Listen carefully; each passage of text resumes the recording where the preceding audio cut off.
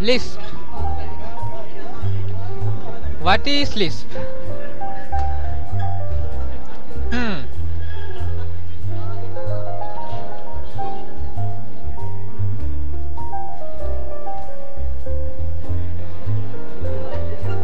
Lisp is a family of computer programming languages with a long history and a distinctive, fully parenthesized syntax. Originally specified in 1958, Lisp is the second oldest high-level programming language in widespread use today. Basic Lisp data types.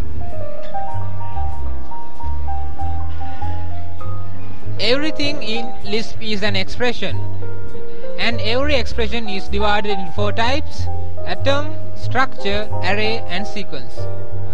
And atoms are divided into another 2 types, symbols and numbers. And sequences are divided into lists and strings. Numbers are divided into integers, ratios, and float. How does Lisp work? The following video will demonstrate how a Lisp program works.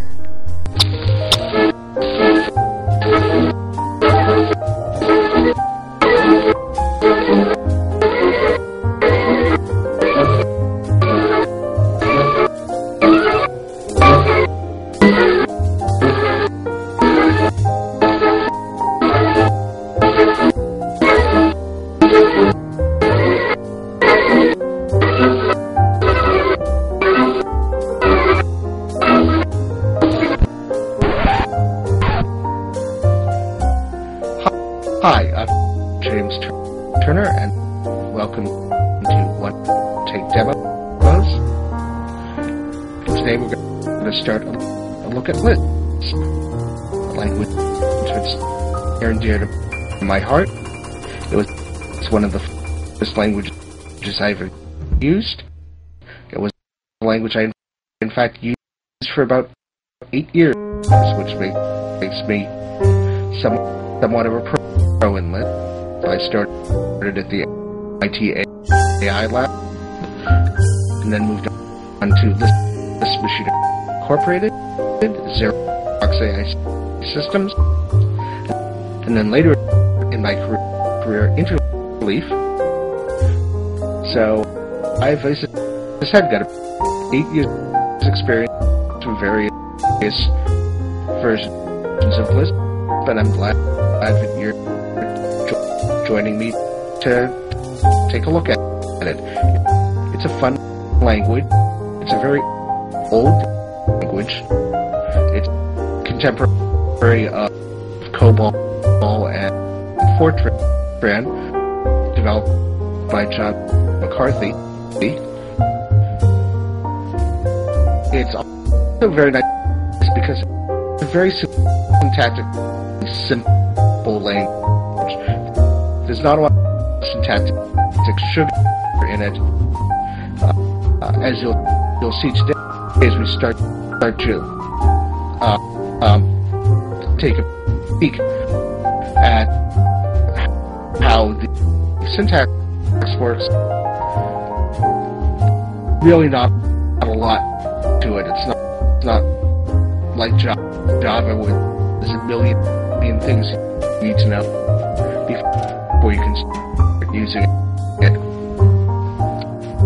So, Lisp is an evaluated language. This is a listener here where you can type in Lisp forms and get back values. I'm in fact using a product called LispWorks for the Mac, but you can pretty much use any Lisp you want as long as it's a common Lisp implementation. Common Lisp is the ANSI standard, and most Lisps you're going to get these days, regardless of the platform supported. I chose this one because it has reasonable networking support. Networking is not part of the standard, so different Lisps implement differently, and I wanted a good one because our central project is going to build a very simple web server using Lisp. But for the day, we're just going to start by looking at a little bit of what you can do with it. So we'll begin with the basic data types. Numbers are numbers. Right, 12 evaluates 12. 12.5, 4 evaluates 12.4. Interestingly, this is something I hadn't realized until recently. 4 over 6 evaluates well to 2 over 3 because it simplifies it. So you can put in proper fractions or even improper fractions,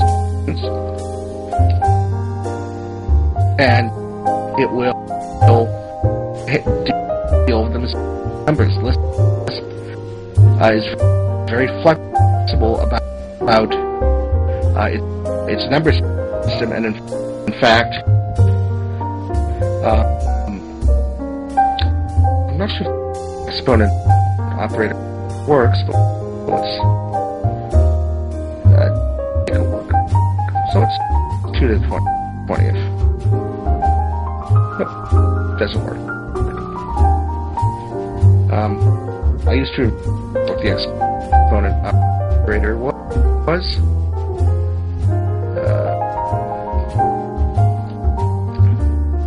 EXP?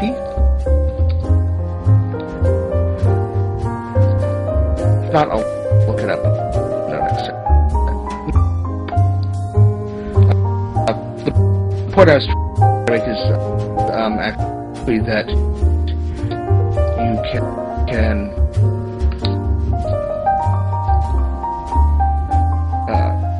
just do something that just demonstrates it just by typing. Oops. I get rid of that. Remember? Alright, we're gonna normally in most language implementations, doing something like this, you get back an approximation.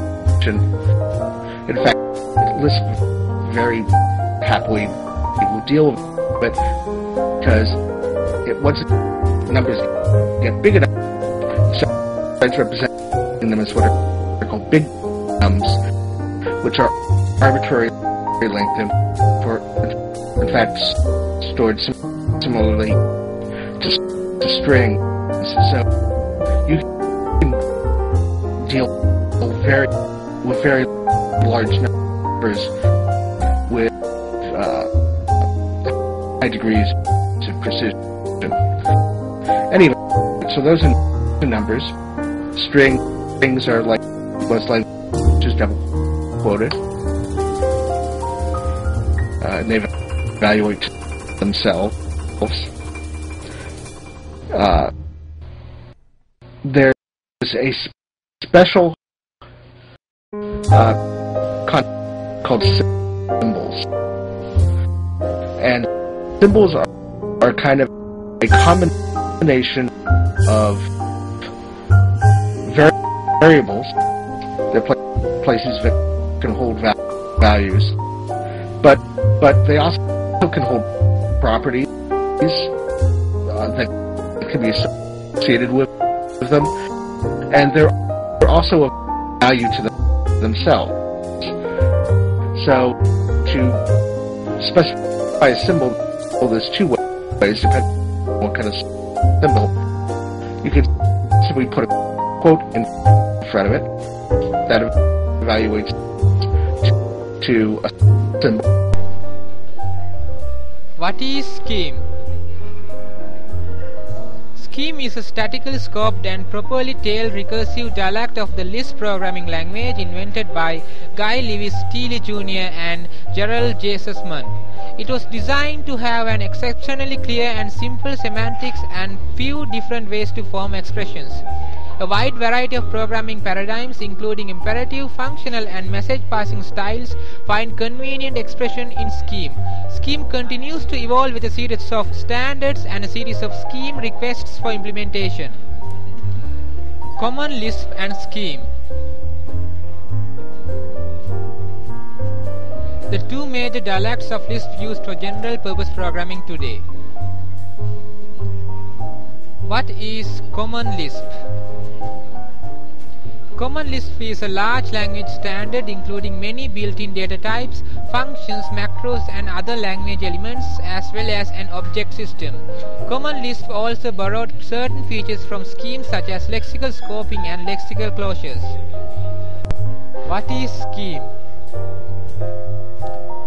Scheme is a statically scoped and properly tailed recursive dialect of the Lisp programming language invented by Guy Lewis Steele Jr.